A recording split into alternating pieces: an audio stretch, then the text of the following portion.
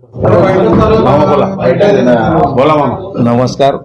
काल मी औचित्यतेच्या मुद्द्यावरती हाऊसमध्ये मांडण्याचा प्रयत्न केला. शासनाला विनंती केली की जे महापालिकेची बिटिंग गावातली जी पाईपलाईन टाकली होती तिची एक कट रचून संगमताने काही फक्त भंगारचं टेंडर काढलं गेलं आणि ती पाईपलाईन चोरी गेली. मला वाटतं महापालिकेत पदावर असल्यापासून त्याचं संगमत झालेलं आहे आणि त्याची चौकशीची मागणी केलेली आहे. त्याच्यामध्ये जेवढे पाईपाची चोरी झाली त्या प्रॉपर्टीवरती जे चोर असतील त्यांच्यावरती त्या प्रॉपर्टीवरती बोजे लावे आणि सर्व पैसे वसूल करण्यात यावे आणि याच्यामध्ये जे जे सहभागी असतील त्यांच्यावरती कारवाई करण्याची मागणी मी केलेली आहे.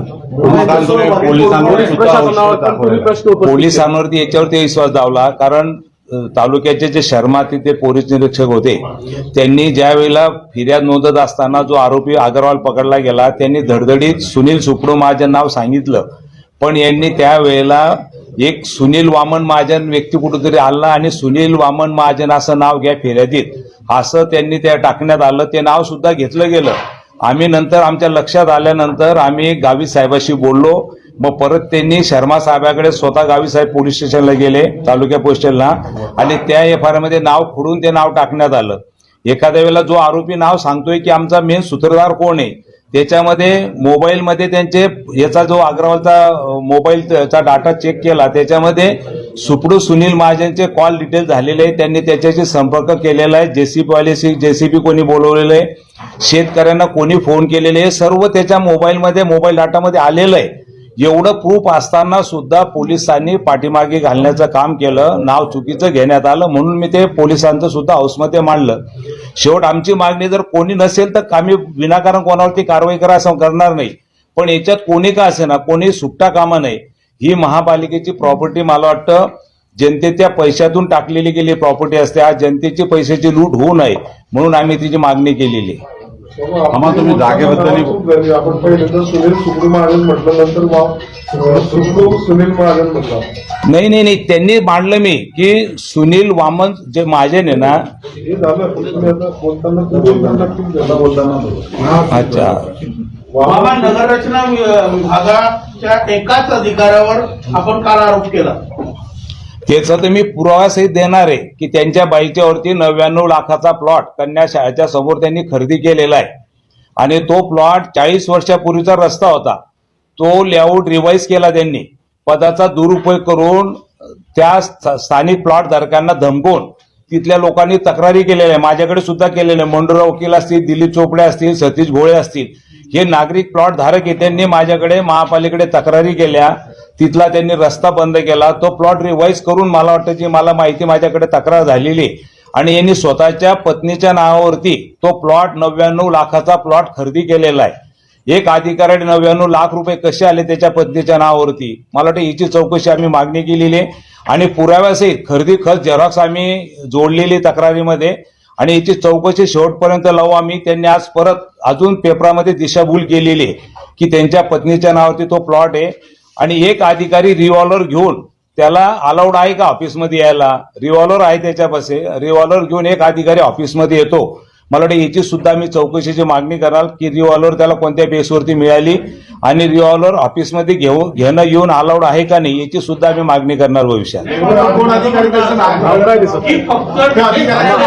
दिगेश तायडे नाव आहे त्याचं. दिगेश तायडे नाव सुद्धा घेतलेलं आहे मी. दिगेश तायडे या नगररचना विभागाच्या अपहारात सहभागी आहे की अजून मोठे मी हे सुद्धा आहे.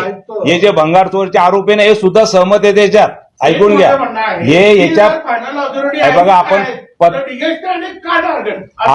15व्या मजल्यावरती आहात आपण. ऐकून घ्या. 15वा मजला पत्रकारांसाठी काही नवीन नाहीये. ऐकून घ्या.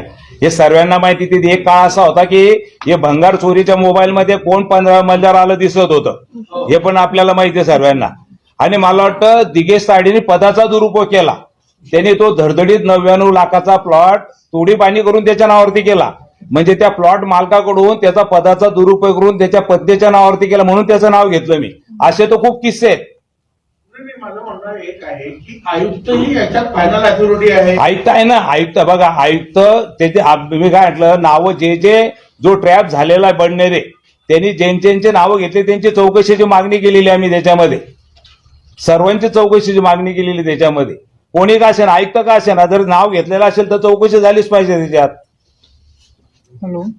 आणि अजून खूप भ्रष्टाचार आहे त्याच्यामध्ये. नगर रचनामध्ये तर भरपूर आहे. नगर रचनाचाच विषय ना, नगर रचनाचाच विषय ना, खूप आहे.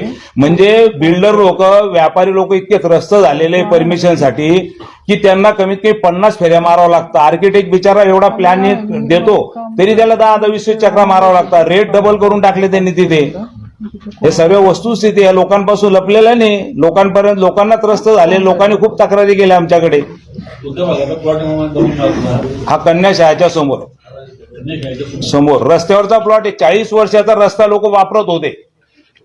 40 वर्षापासून लोक वापरणारा रस्ता त्यांनी प्लॉट रिवाईज केला आणि तो प्लॉट त्यांनी करून त्यांच्या स्वतःच्या पत्नीच्या नावावरती खरेदी केलेला आहे. परत मामा, तुम्ही जे सांगितलं की बाबा त्यांनी रेट दुप्पट केले, तर अधिकारी म्हणतात की बा आम्हाला बसण्यासाठी बी खूप पैसे मंत्र्यांना द्यावं लागतं बा. त्याच्यामुळे हे ते रेट मग अधिकाऱ्यांनी सांगावं ना, ज्याला दिलं त्याचं नाव सांगावं त्यांनी. ज्यांनी दिलं त्यांनी सांगावं अधिकाऱ्यांनी. कोणाला दिले असतील तर नाव सांगा अधिकाऱ्यांनी. पण तुम्ही चोरी केली म्हणून लोकांकडून चोऱ्या करणार का? हा, हे कोणत्या नियमात बसतं? असे अधिकारी असंच सांगतात. ते सांगतात बघा, की मंत्री कोण आपल्या जिल्ह्यात त्याच्या बघा, अधिकाऱ्याच्या घरी कोणी गेलं होतं का तू इथे यायला? त्याला हौस होती, तो आला, त्याने देऊन आला असेल तर आला असेल. मग तुम्ही जनतेला त्रस्त करणार आहे का? तुम्ही जनतेला शोषण करणार का जनतेचं?